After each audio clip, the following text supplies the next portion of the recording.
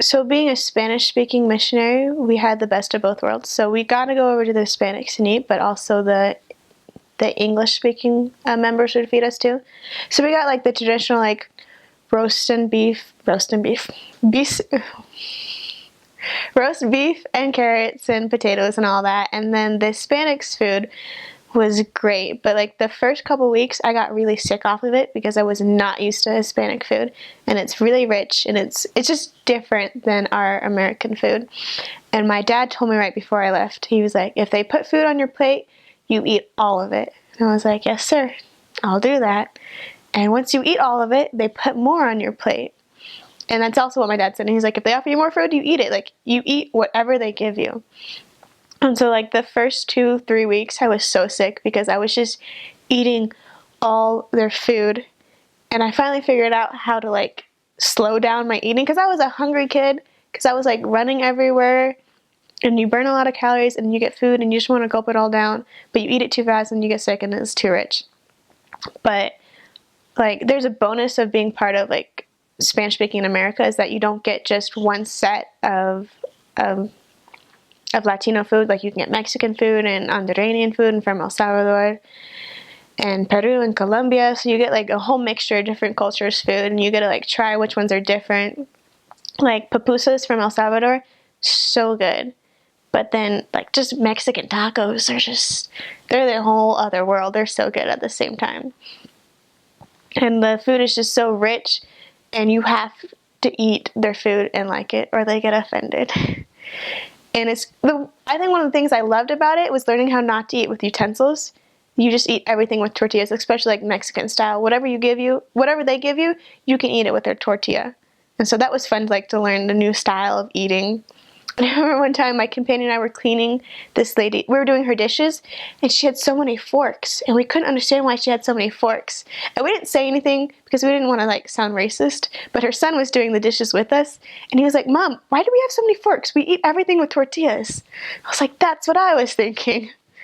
But I mean, their food is great and rich, and you eat everything with tortillas. And then it's kind of hard transferring from like one country's food to another.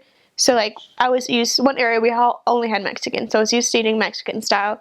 And then I got moved, and there were more Peruvians and like Colombians there, and they eat more European style with like silverware and forks and stuff. And I got really confused because like I was like, where are your tortillas? I don't know how to eat your food properly without tortillas. So serving with different cultures, you have to learn which culture does what and not try to combine them. Like we would even have Tongans and Samoans that we got confused on the mission, and they didn't like that because they don't even like each other. So if you called a Tongan a Samoan and a Samoan a Tongan, they'd get mad at you. But with like Hispanic culture-wise, I think it's more in the language. Their culture is basically the same, but language-wise it's different. There's like some words that you can say to Mexicans that aren't offensive, but if you say it to a Colombian, they will be really offended. And so that was difficult to learn because you don't think about it when the Mexican teaches you, and you turn around and speak to the Colombian and they get all offended, and you're like, wait, what did I say? Then you have to learn like which words are appropriate for people from different countries. And one of the biggest culture shocks is probably their giant sense of family. Like even Mormon culture has a good sense of family, but I think the Hispanics understand it a lot more fully than we do, because they always live near their family. Family is always over. They would do anything for family. You can just see their love for their family at all times.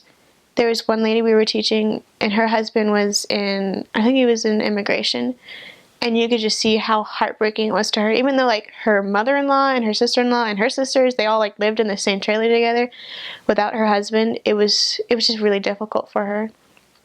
And so family is a huge thing to the Hispanic culture. Like, it doesn't matter which country, Latino country you're from, your family is first and foremost, which really stopped the progression of a lot of families, because if the father wasn't into it, then the mother, even though she like really wanted it, she wouldn't progress because she wouldn't do it without her husband, and like vice versa too. So it's very difficult to teach like half of an Hispanic family. You have to teach them all because they won't do it separately.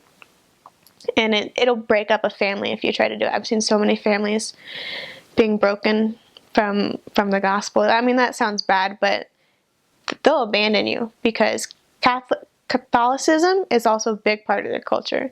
Like the Virgin Maria, she's their mother. They love her so much. And so when you try to tell them, like, she's not exactly that important, they break down. It's like you're telling them that their mother is not their mother, and that's something really hard for them to understand. So that's something you have to very carefully address, is the whole saints and the Virgin Maria. That's something that's going to take a while for them to back down from. Like, I still know, I have friends that have been Mormons for like generations, and they still wear like rosaries and stuff because it's part of their culture so strongly. They don't even see it in the religious factor, just as in it's part of their culture. So they're huge on Catholicism, huge on family, and not huge on time. They have no sense of time. It's so funny because the Mormon Standard Time is 30 minutes late. The Hispanic Mormon sense of time is like an hour and a half late. And then you're like, where have you been? And they're like, oh, I don't know, I just woke up. And you're like, it doesn't work because church started half an hour ago. And we'd have to tell investigators and stuff like, oh, church starts at 9 and it really starts at 10. That way they'll show up on time. But they don't have any sense of time. Life is just whatever happens, and they go with the flow. And they're really chill about it. But it was a little difficult. You have to have a lot of patience with time because if a lesson at church starts at 12 and they don't show up till 1 o'clock, sometimes you just gotta roll with it because you can't get mad every time or you're just gonna be mad all the time. So my very first area was very rural, very farmland, lots of farms, lots of cows everywhere, and lots of trailer parks. And I'd never been to a trailer park before back in Texas. I grew up in the city. We didn't have trailer parks. So the first time my companion brought me to a trailer park, I was like, what is this? Where are we? And it was a big shocker for me to see people living in the state that they did, because these trailers are not made anything like houses. I mean, there could be a hole in the floor and you could see all the way down to the ground and it wouldn't bother them. I mean, they were run down and some of them were gross. Some of them were pretty nice trailers, like they dressed them up and they looked really nice. But just seeing all these Hispanics, they lived in pockets. So there'd be a trailer park here and a trailer park here and a trailer park here, and they were always like all Hispanics and then like random white people. But we knew exactly where the white people lived. But just seeing all these Hispanics live in these trailer parks was a big shocker for me. Because I was used to houses or apartments, and then trailers were different. And I really felt like I was actually in Mexico or something with all these trailers.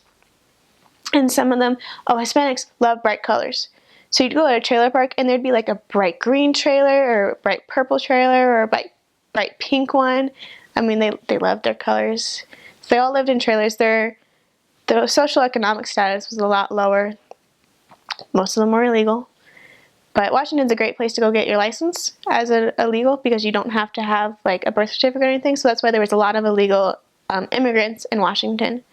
So that was hard to work with because sometimes your investigators would disappear because they'd be in immigration or in jail because they got caught because they were illegal.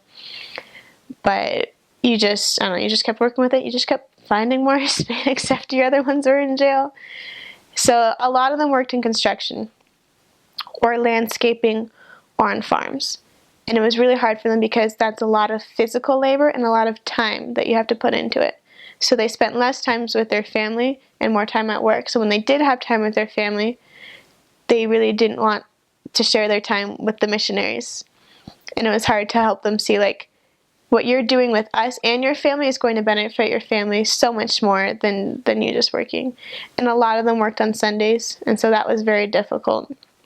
It was very difficult to help them see that God would provide more for them than their measly little job.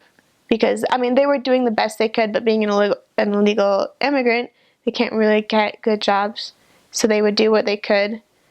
And we try to help them see that God will help you so much more if you just come to church, if you just, read the scriptures and do all the things you're supposed to do instead of spending time working, doing the things for God. He'll provide for you. But that's very difficult for them to see because they're living in such low social economic situations that if they don't bring home money, their children are going to starve. And so many of them were already on like church welfare, going to the bishop's storehouse. that they're like, I can't see how me not working is going to help my family.